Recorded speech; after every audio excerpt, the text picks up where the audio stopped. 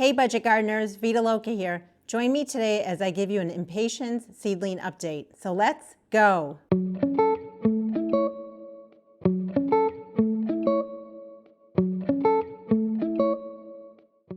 Today is April 28th. On February 18th, which was about 10 weeks ago, together we sowed a whole bunch of Impatiens seeds. If you missed that video, I'm going to link it down in the description below.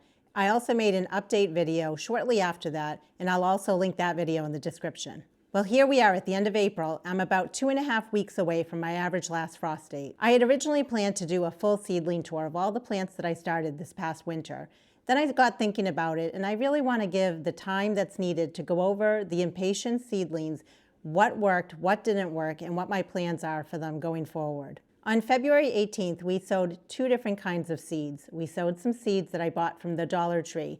They were pretty cheap. I wasn't sure what to expect. It was my first time buying those seeds. I have to tell you, I was very impressed with the plants and the quality that were produced from those seeds. So if you're looking for dependable, budget-friendly seeds, I highly recommend the Impatiens seeds sold at Dollar Tree. The other seeds that we sowed were seeds that I collected myself. I've been collecting seeds for a number of years, and I especially love to collect the seeds from Impatiens. One thing that worked for me, and I definitely recommend it if you want to start Impatiens from seed, is starting them well in advance. I started my seeds 12 weeks before my average last frost date. I feel that is ample time because it's such a slow-growing plant. Another thing that worked for me was fertilizing my seedlings as soon as they've got their first set of true leaves on them. And I fertilize them diligently on a weekly basis with diluted Miracle-Gro fertilizer. Another thing that I wouldn't change is using my DIY potting mix. I save a lot of money making my own potting mix, and I'm very happy with the quality of plants that I was able to produce using my own potting mix. And if you're curious about the potting mix that I used for my indoor seedlings, I'll have a link to that video in the description below. Another thing that worked well for me this year that I wouldn't change is bottom watering not only my Impatiens seedlings, but all my other seedlings. It's really important to do that just to make sure that I don't introduce any sort of fungal diseases. One thing that I would change is the way that I taught how to sow your Impatiens seeds. I don't normally sprinkle vermiculite when I surface sow my seeds. And Impatiens seeds need light to germinate, so they do need to be surface sown or pressed just barely into the soil mix.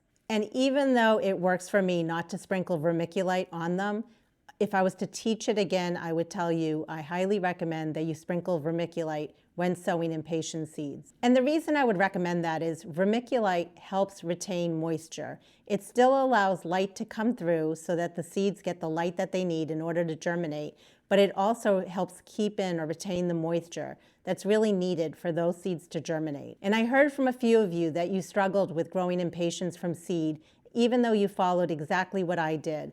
So if you want to try it again next year, try all the same steps that we did this year.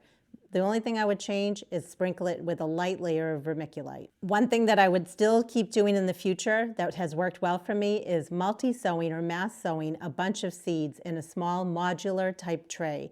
I like to use restaurant takeout containers. That process has worked well for me. I'll continue doing that going forward.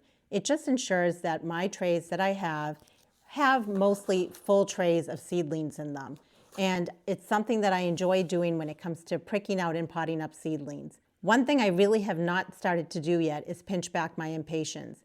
I'm going to do that with some of the Impatiens plants that I have. And actually, we're going to do it together. I'm going to show you my process for pinching back the Impatiens seedlings. One of the reasons why you want to pinch back your Impatiens seedlings is to just make sure that you have a nice, robust, sturdy plant that's bushy and not leggy. Another reason you might want to pinch back your Impatiens seedlings is to take those cuttings and put them in water, and then you can root them and create new plants that way. In fact, I did that with a few cuttings, and I'm going to show you how those plants rooted and what I'm going to be doing with them next. One thing that I did differently this year that I've never done before with my Impatiens seedlings was bumping them up from small 6L packs into larger 6L packs.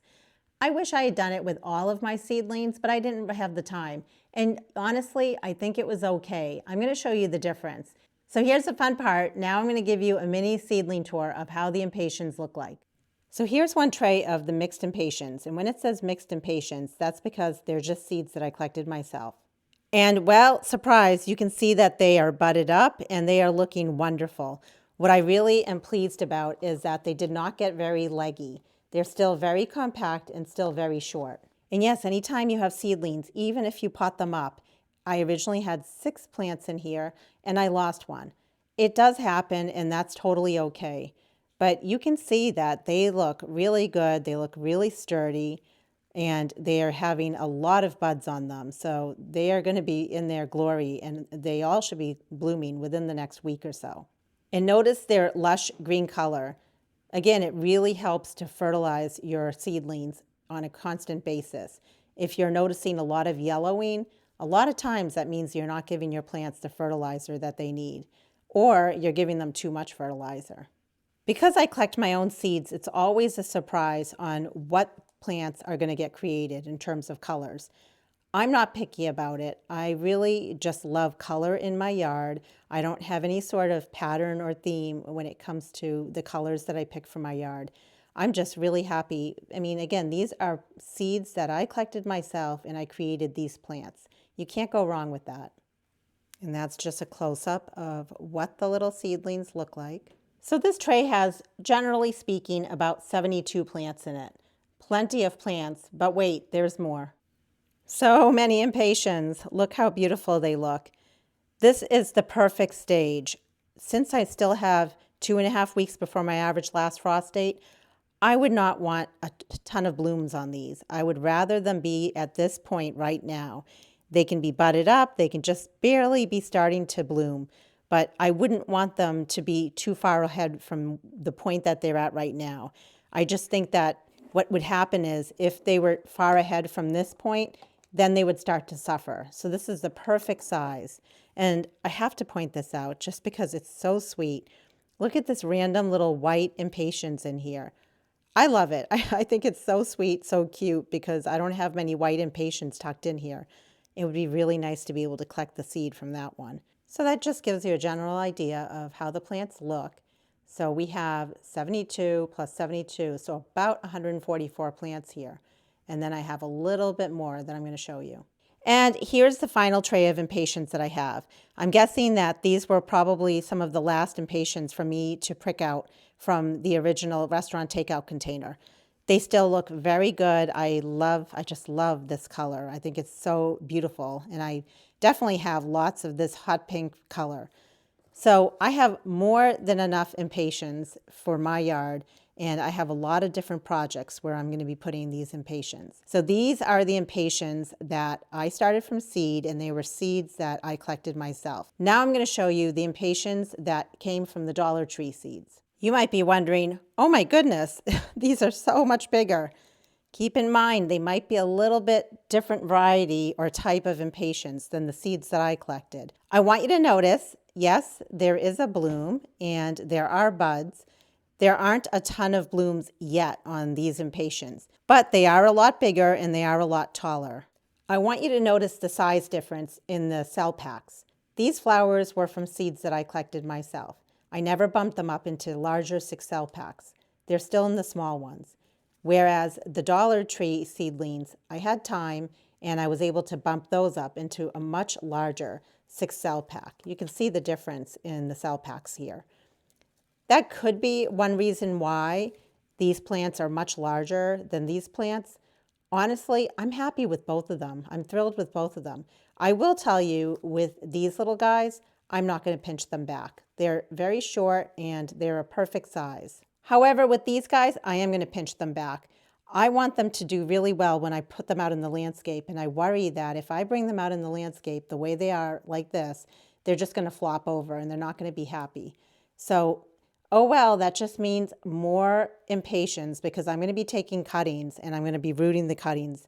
So I'm just going to double the amount of impatiens that I have. That's an optional step. I don't have to do that. I could always just take the cuttings and throw them away. But who wants to do that? Why not get free plants, right? If you look at the base of the plant, you'll see it's actually pushing out new growth where it's going to branch. And as soon as we take cuttings from it, it forces all these little areas here, these little nodes, to branch out even more. It puts the energy into that. The plant will be happier if we actually cut it back a little bit. When it comes to taking the cutting, I want to take it right above a leaf node. So I could take it right here because you can see it's pushing out new growth on either side. or I could go up and take my cutting up in this area. With this guy here, you can see it's pushing out new growth. I could take a cutting right there, right above it. With this guy here, I could take a cutting right above this leaf node or right above this leaf node. It's really up to you. Personally, I prefer to have shorter, stockier plants. Now keep in mind, whenever you take cuttings from plants, you're setting back the bloom time. In other words, if there were buds on this plant right now, and I cut the buds off and I basically pruned down here, I'm setting back the bloom time by probably 2 weeks. I'm okay by doing that because, again, these are pretty leggy and they need to be cut back. I'm just using scissors. You can use pruners. Just make sure they've been sterilized and cleaned. So I'm going to cut right above this leaf node right here.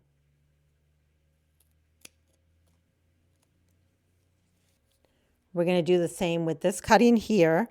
We're going to go ahead and cut right above this leaf node.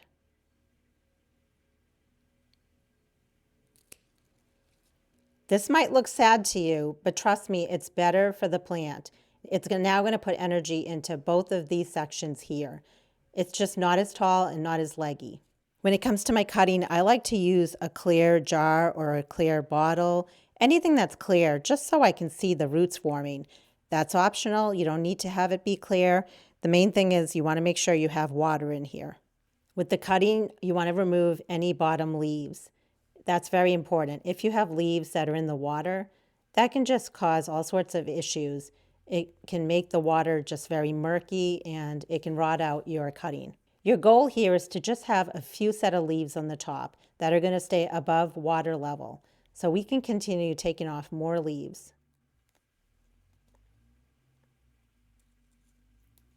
See these 2 large leaves here? You could leave them there. You could remove them. I'm going to leave them there, but what I'm going to do is I'm going to cut off some part of this leaf and some part of that leaf. The reason is I don't want it to put all its energy into supporting all these leaves. We do need some leaves up here, but we don't need this much mass. So I'm just trimming that off, and this one as well. And there, we have a cutting, and this cutting should take a few weeks, maybe 2 weeks or so, to create roots. And what we're going to do is just place it in the water. Let's do our next one. We're coming in and we're just taking off the bottom leaves. Let's go ahead and just remove this leaf as well as this leaf.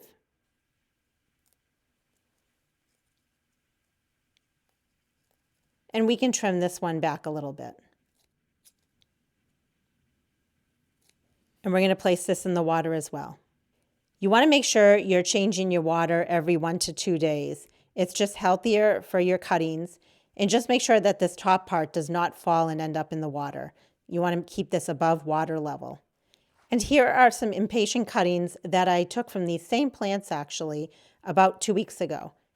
And you can see they have created quite the roots there. When it comes to what's next for these guys, they just need to be potted up. Just like you'd be potting up any other plant, I plan on just potting these up in potting mix in 6 cell packs and growing them on, and they will be blooming before you know it.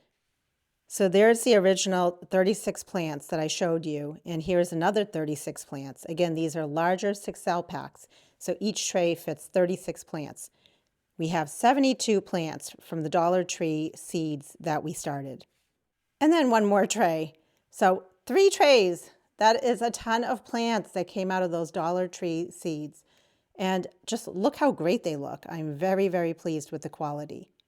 108 plants, and I plan on taking cuttings from most of these seedlings that are here. So I have more than enough for my yard and probably for my backyard plant nursery as well.